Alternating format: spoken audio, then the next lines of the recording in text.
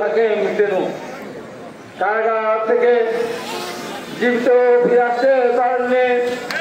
যিনি চোখে দিচ্ছেন না, নিজে একা চলতে পারতেন না, প্রাচীন পরিষদের সাবেক চেয়ারম্যান আবুল কালাম আজাদ কারাগার থেকে বের আসলেও আমাদের নেতা তাজুল ইসলাম রাজু আমাদের শেষ হয়ে গেছে। কারাগার থেকে অসুস্থ হয়ে ফিরে এসে আমাদের প্রিয় ভাই শাহপুরগঞ্জ চেয়ারম্যান, সাবেক চেয়ারম্যান, বিএনপির সিদ্দিকগঞ্জের সাবেক ভিপি জনাব নেপাল রাজু আমাদের মাঠ থেকে চলে গিয়েছেন।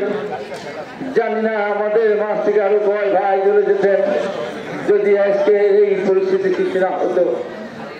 এই নির্মম ইতিহাস পৃথিবীতে চিরদিনের জন্য একটা কলঙ্কজনক ইতিহাস থাকবে।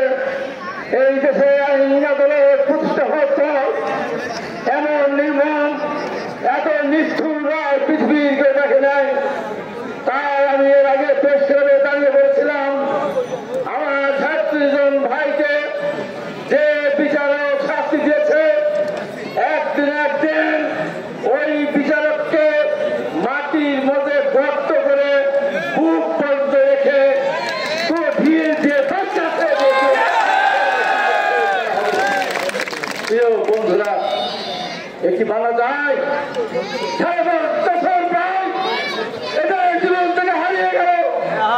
এটা সন্তানরা ছোট থেকে ছেলেতে বড় হয়েছে।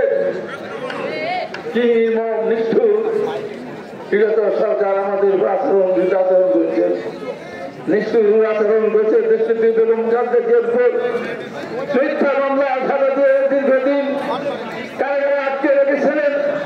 পুলিশ চিকিৎসা নিতে যেতে পারেননি। আমি বারবার বলেছি, আপনারা দেখেছেন বেগম খালেদা জিয়াকে ছেলেদের মুক্তি দিন, পুলিশ তাদের দিন ফিরে না আসবেন ততদিন আমি কারাগারে থাকবো। উনি যদি ফিরে আসেন তাহলে যদি মৃত্যুদণ্ড হয় তো বাবু সেই মাথায় নিতে রাজি আছে।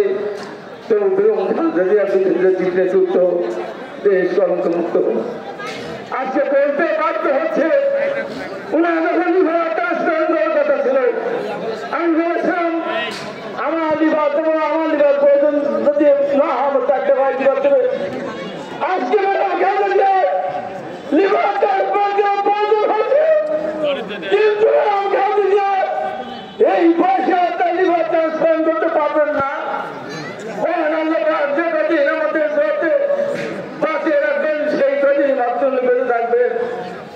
এই কি নির্মম নির্যাতন, কি নিষ্ঠুর ইতিহাস।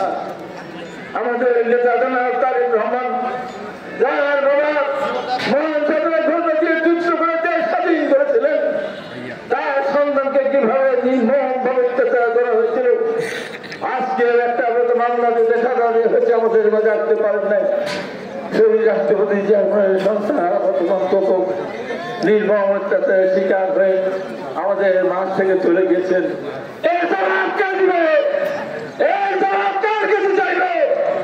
যদি ফ্যাসিস্ট সরকার থাকতো এই বাংলাদেশের মাটিতে অত্যাচার নির্যাতন করে বৈষম্য বিরোধী ছাত্রদের হত্যা করেছে, যত গুম খুন করেছে তার ভিতরে আমার বেগম খালেদা জিয়া এবং আমার ছাত্র জনতাকে যারা সাজা দিয়েছিল তাদের বিরুদ্ধে আমরা ব্যবস্থা গ্রহণ করবো ইনশাআল্লাহ। বন্ধুরা এত এই সরকার যুক্ত হয়েছে